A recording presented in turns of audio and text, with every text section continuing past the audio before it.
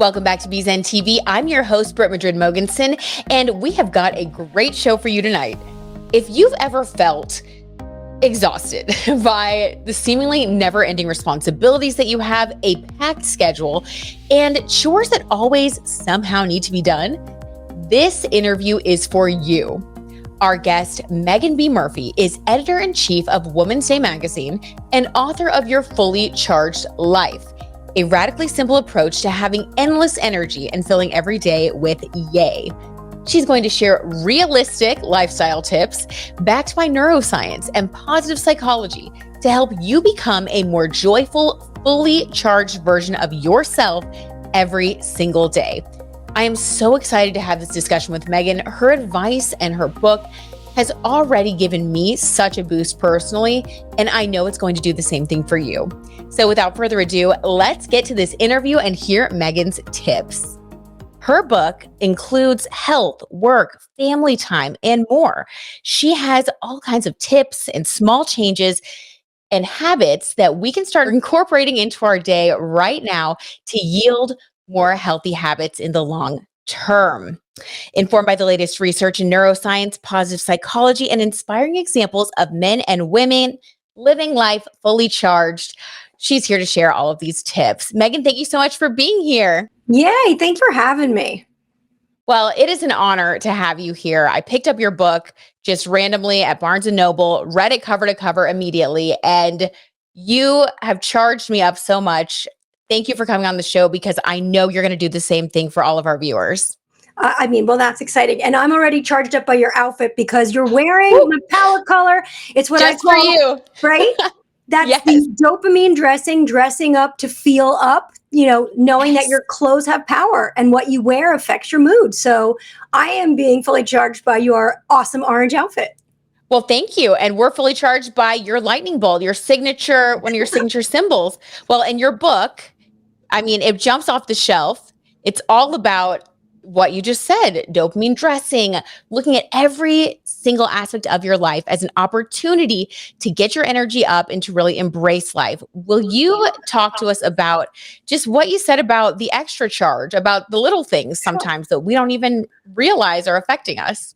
So I always like to say, it's all about making happiness a habit and filling your day with little strategies that help you build the happiness muscle. I really looked at the field of positive psychology and the perma theory of wellness. And what I did was I hacked it. That's what I'm good at. That's my secret sauce as a magazine editor, is giving people news they can use because I put it through the fun filter. Right? So great. If it's not fun, who's going to do it? And that's not to say all of life challenges are fun, but there is a, if you can find meaning and purpose in some of your challenges, there's an easier way through. I'm sitting here with you today and I've just had a double mastectomy. I'm 4 weeks out and I'm finding the purpose in my struggle, right? And I always say to people, it's not about the hardship Olympics. We're not competing. It's not about what you're going through. It's about how you go through it. And your fully charged life is really a toolkit for living with grit and grace and building those happiness habits. Yes. Oh my gosh. It's wonderful to see you walk your talk. Congratulations on being just such a strong person, such a great example for all of us. So what are some of the tools in your toolkit that you've been using? And what are some things that people can start using right now for themselves in their own lives? Sure. I think the neat thing is living fully charged looks absolutely different for everybody. Mm-hmm. What works for me might not work for you. What works for me today might not work for me tomorrow. So when you read your fully charged life, it's about saying, maybe not that tip, but maybe this tip, and trying them on and see what works for you. There are simple little things I do every day, like making my bed. It's scientifically proven that having that small sense of accomplishment first thing in the morning, sets us on a path for a successful and productive feel-good day. Mm-hmm. Even when I could barely move my arms like a T-Rex, I had my kids helping me make my bed because you know what? Wow. Just having that small sense of accomplishment and normalcy in my day made me feel a little bit better. One of the biggest things is movement. I'm always telling people movement is medicine, and to move your body and to get outside and to get that fresh air and that vitamin D, all scientifically proven. Right now I'm not allowed to do my typical exercise, but I have found that just walking up and down my block. I mean, when I first got out of the hospital, it was like I was doing little baby steps and joking that I was a T-Rex, but just that movement and that fresh air is absolutely mood magic and medicine. Well, I love that you say mood magic, and I love that you have taken the time. I mean, when you guys pick up this book, because I know you're going to after this interview, you're going to find that there is so much research in here. I mean, I was blown away. I'm a positive psychology fan, positive psychology buff, and I was just blown away by how much you have in here. So, will you tell us about how you were how were you originally drawn to this material? So I geek out over the science. I've been a service journalist for 25 years. I want to know why things work. So a lot of what I did was I road tested a lot of these tips and tricks and strategies on myself. I mean, I was basically a guinea pig for the tips and tricks and strategies. And when they started to work, I needed to understand why they worked. And then I dove into the science, and then again, fun filtered it, right? Because knowing the science or reading an abstract does you no good. Like, how do I put this tip into practice in real life, everyday life? So that's what I really wanted to do with all of the science, was fun filter it. Give you tips and tricks and strategies that work in real life. Amen. And speaking of real life, and you speak to this in the book about how just in daily life, like the approach that we have to take when it comes to, boosting our well-being, our positive mindset, even just a little bit, because life is, it's a marathon, not a race, right? There's no destination. Mm-hmm. And I love how this book is very, you're just very honest about that, and about how we can balance more than one emotion at a time, how we can really live with this and make it a growth strategy process. Can you tell us about that mindset and how people can approach this book? Because that was very different from other self-help books that I've read personally. Sure. And I think a lot of people, like my critics or my naysayers, will say, oh, she's a Pollyanna, it's toxic positivity. And that's absolutely not the case, right? I want to live on the bright side. I want to look on the bright side, but I see all the sides. Mm-hmm. And that's the key, is understanding and acknowledging and owning what sucks, but not lingering there, allowing yourself to see the light. And a lot of that is just these simple happiness habits. Gratitude is the secret sauce in life. And we're approaching Thanksgiving, and it's gratitude season. Mm-hmm. But I say it should be gratitude season 365 days of the year. It is one of the best little tools in my toolkit. And it's not just like, I'm thankful for, I couldn't make a gratitude diary. That felt homeworky and laborious. But I can ask myself, what made you say yay today? Right? And even when crazy things are happening, is there some moment of levity and light, or some little piece of this puzzle that you can be happy for or grateful for? I mean, I was laughing this is crazy, but I got lice the day I came home from the hospital from one of my kids with a double mastectomy. And that would send some people over the edge, right? What? One more thing. But it was next level, and it was learning to laugh about it and saying, well, okay, I'm going to get these cute braids. And I'm going to just be grateful for the braids, because I can't reach my head anyway. And it's all kind of funny now. But what is that? What can you do to change your have tos to get tos? I don't have to have this surgery. I get to have this surgery. I don't have to go to the gym. I get to go to the gym because I'm healthy enough and able to go to the gym. What does that simple reframe do for you? A lot of it is playing mind tricks with ourselves, right? Ooh, do tell, yes. Just about changing that stinking thinking and reframing what's lame, right? It's right. This always works for people. Change those have tos to get tos. You don't have to go to work. You get to, and you get to collect that paycheck, and that paycheck allows you to do X, Y, Z, pay the mortgage, keep the lights on, go out to dinner. Mm-hmm. What do you actually get to do in life? Because there's not that many things you actually have to do when you really break it down. 100%. And when you talk about the energy and the charge that you get and you create, will you tell us more about that? Because I love your concept of how we can create more energy by focusing more on the things that you're just talking about, the good things, the get tos, all of that. Well, it's energy builds. And I'm sure you've ever experienced this. I've had this happen to me. You walk into a store and somebody's really rude or really nasty, and all of a sudden your mood completely alters and you feel agitated and irritated and angry too. what if you protect yourself from those energy vampires and instead be a force of good energy in the world and let that good energy build and grow? I mean, it happens in the same way. You could be on the treadmill and the person next to you is kicking butt, running hard. Well, how does that impact you? Maybe now you're kicking butt and running hard. Someone So smiling true. at you, gives you a So true. compliment. You feel good. Good energy is contagious, and so is bad energy. Yes. Oh my gosh. You talk about the contagion of emotions. Oh So my goodness. what should someone do if they feel like they're, coming into contact with some of these like energy vampires, or, there's negative contagious emotions I around think them? part of it is like acknowledging it and being aware. Wow, how do I feel about me when I'm around this person? Do Mhm. I feel worse for having spent time with them? I do this with my kids now who are learning to forge friendships. I say to them, how does that person make you feel?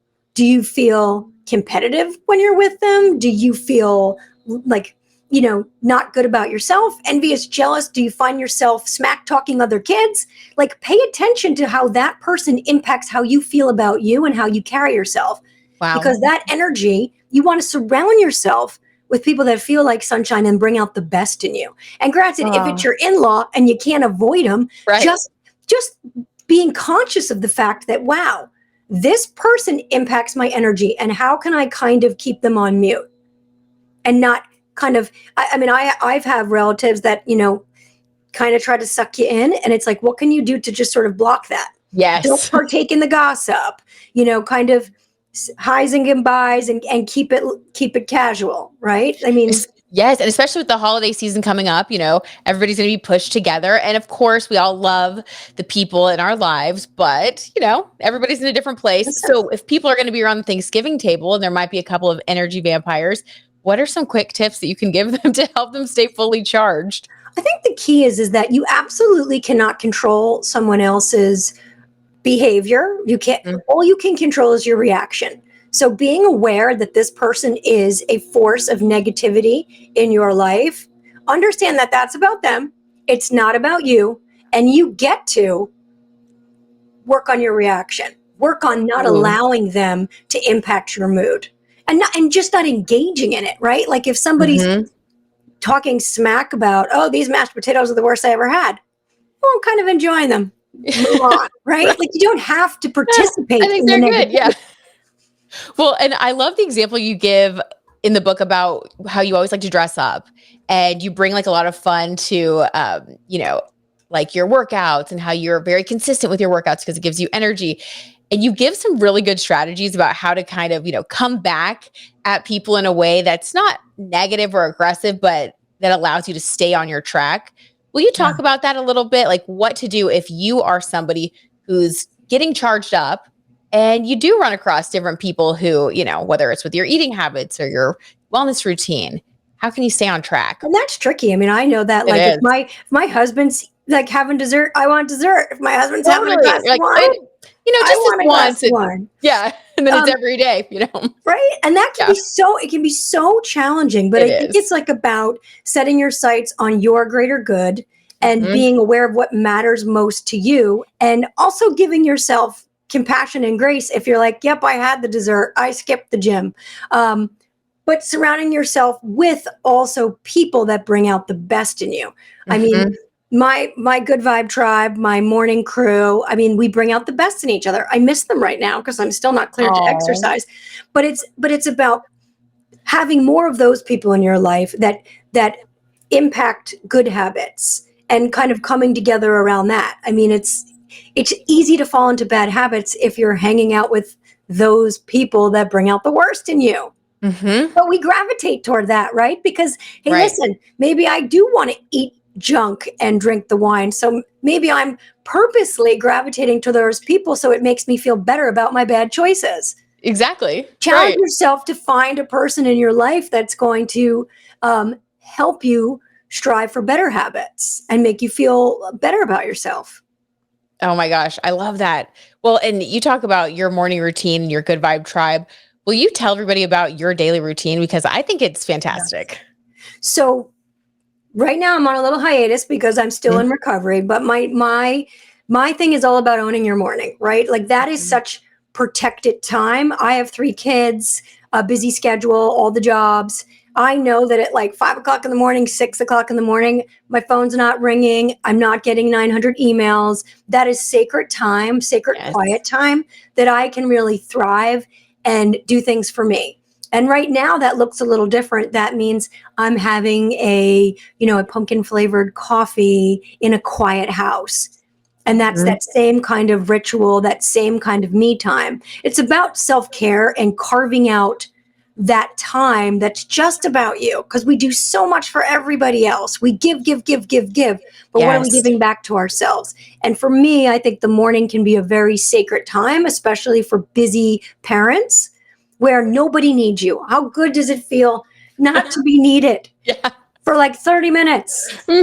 Just the peace. You just kind of do whatever it is your heart desires for that time. Exactly. Well, and I like your concept of self-care as well. You say that it's more than just a bubble bath and maybe indulging in something. Will you talk a little bit more about how you go deeper with your self-care concept? Yeah, I mean, I think so we talk about self-care got this weird rap of like it's a massage and a facial, and it's not about that. Like true self-care is creating a life where you don't necessarily need that to boost your mood. It's about learning how to say no. It's about protecting your energy. It's around surrounding yourself with those good people and having all those happiness habits that really recharge you. Yes. And you talk about how you don't want to have to escape from your life, and so many times we do feel that way. And maybe that's a signal to reframe and think about your schedule differently. Exactly. Maybe take some time, right? See how you can get more recharged. Use this book as a guide. I also love how you talk about your health, your sleep, those things that we kind of forget have such a big impact on our overall well-being when it comes to everything else in our lives, like our work and our ability to show up for people. And you have such a busy schedule with your job. I mean, you have a big job. So how do you manage to balance both and stay on track? Well, I think it's a really about protecting those things and being selfish about those things. I protect my sleep because if I don't get enough sleep, I don't function. So I'm really protective about my sleep. If that means I'm cutting out of a party early or I'm saying no to drinks, I'm doing that because I need to protect my sleep because I function better. I'm a better human, a better mom, a better wife, a better boss when I protect my sleep. And I have a lot of strategies in the book that help you create those healthy sleeping habits and protect your sleep. And it's also about what you fuel your body with. If you eat crap, you will feel like crap. I think it's really important to understand that food is fuel and how you fuel your body matters. And of course, it's not like you have to be gluten-free, dairy-free, vegan, blah, blah, blah, blah, blah. No, but understanding how food makes you feel and being mindful of what you put in your body and understanding that if you eat like crap, you will feel like crap. And it's being very honest with yourself about those things, right? Yeah. So for you, your story is so interesting. The way that you started off with, you tell this story about how you used to wear a grumpy necklace that your parents gave you because you were a grumpy child and you were just very, that was your personality. And then as you've gotten older, you've transformed from this grumpier mindset to your choices that you've made to somebody who wears orange, likes the lightning bolts, lives a life of yay. How do you see that transformation? How do you see that journey? What It's really inspired funny. you?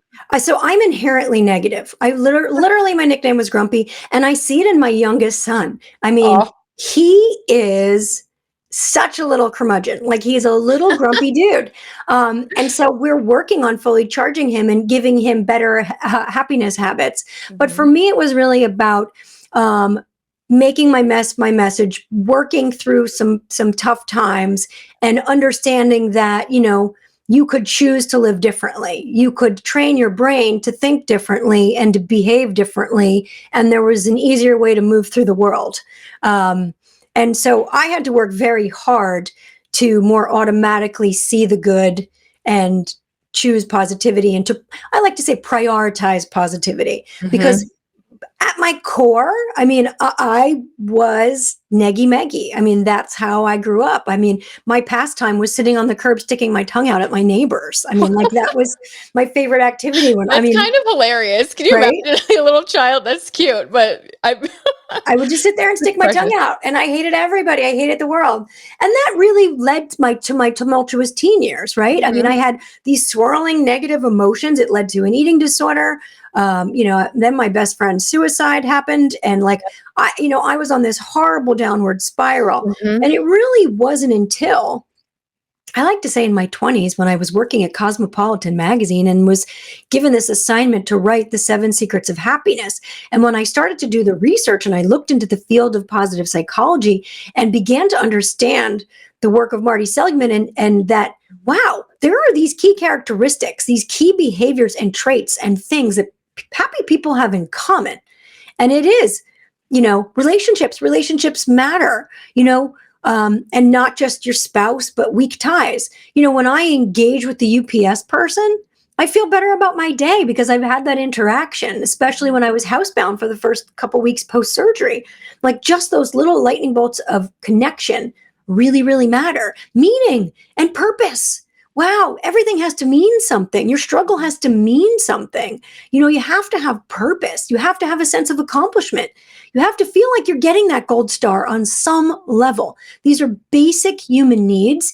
And when we kind of dive into these things and practice these things on a regular basis, we're just happier for it.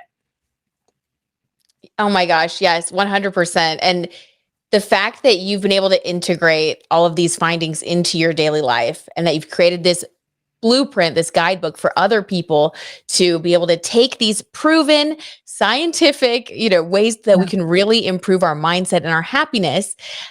It's wonderful. And I really encourage anybody out there who is watching this and feeling like they could use a boost, and really who couldn't, right? Yeah. Especially these days, to pick it up and start trying it out. How do you think that people should approach this book, Meaghan? If somebody is like, okay, I'm feeling grumpy, I'm really in a grumpy place, I relate more to Yeah. young Meaghan, how can people start to integrate these So what I tips? always like to say to people is like, you're not broken and I'm not going to fix you, but I'm pretty sure tomorrow could be more awesome. And I think that there is likely a strategy, a little flip or trick or switch that I can flip for you that will make a difference, that will have an impact. This is not a major life overhaul. We don't need that, but we can inject more joy into our lives. And guess what? We deserve it. That's not frivolous. That's not unnecessary. Even people say, oh, there's so much suffering in this world. How can I possibly be so joyful? That's self-care. Like we all need to inject some joy, find some yay in our Mhm. day-to-day to make all the crap bearable, frankly, right? Right. There's And so how can much you help the hard. other people and improve suffering if you're not even able to be present enough in your own life to take care of yourself? For Exactly. sure. Well, in the frivolous aspect, I forgot I wanted to ask you about this because I thought it was just great how you talk about like things like beauty and how we dress and those things that we sometimes think, I that's a little much. I don't need to be doing that. But tell us Yeah, about how those little extras can make sure. people feel good and how we can give ourselves permission to indulge a little bit. So I'm really fascinated by the power of awe. And there's so much great science about just allowing ourselves to pause and appreciate the beauty in life. And sometimes I think so many of us are on autopilot. We just kind Yes. of move through our day without really seeing the world or the people around us. Mhm. Yesterday I was walking down the street and there was these leaves like kind of crunching under my feet and I looked up and the leaves were so beautiful, all these colors, yellows and oranges, and it was this moment of like, wow, that tree is bigger than me and the world is bigger than me and it's not just about me and it's this Yeah. miraculous amazing place that I get to live in. And what happens if I just pause for a second to step outside of myself and see what's beautiful and see what's magical? And sometimes that's just being in awe of like a baby, like hugging for the first time or smiling for the first time. What are these little things that we're missing? Because when we pause to appreciate them, they are mood magic. There's so much good science around that. And I challenge people sometimes just to do something differently so that you can see something differently. A trick for me is often like parking in a different parking spot, standing in a different place in your workout class, walking a different route to get to the post office. How does that changing the way you do something change the way you see something? Because too many times we're on autopilot. And when we just stop ourselves and look around and wake up to the world around us, it impacts our mood in magical ways. Oh my gosh. Amen. I love it. So good. I feel so fully charged. I know everybody listening and watching is feeling the same way. And we just appreciate you so much for writing this book, for sharing all of this wisdom that really is going to impact so many lives. And I appreciate you coming on the show so much. Please tell us where we can follow you, how people can listen to your podcast, everything. So I'm the editor-in-chief of Women's Day magazine, so you can pick that up on newsstands or subscribe. I have a podcast called Off the Gram, which you can listen to wherever you listen to your podcasts. My book, Your Fully Charged Life, is available now in hardcover and paperback wherever books are sold. There's also a Spanish language edition and soon to be an Arabic edition. And what else do I do? I'm very active on social media at Meaghan, Meaghan B Murphy. And I also do something called at the Yay List on Instagram, which is just documenting the yay in the world. Oh my gosh. Well, and we need more yay. We need more yay. So we're all going to go and follow you and do all the things. Meaghan, thank you again so much. And I wish you a speedy recovery Thank you. Lots of health and happiness. Yay. Yay. Yay. Yay to that. Yay. For the full interview, just check out the Be Zen with Brit podcast. Thank you so much for watching Be Zen TV. This has been a lot of fun. I hope you guys had a great time too. Set your DVR now so you don't miss our next all-new episode, December 8th. We're talking about beauty and shopping. It's going to be a fun holiday show. For more cosmic content and to listen to an astrology and tarot reading I did for Meaghan dropping later this month, you can subscribe to the Be Zen with Brit podcast, available on Spotify and Apple Podcasts. Be Zen and be sure to live more fully charged. Until I see you next time.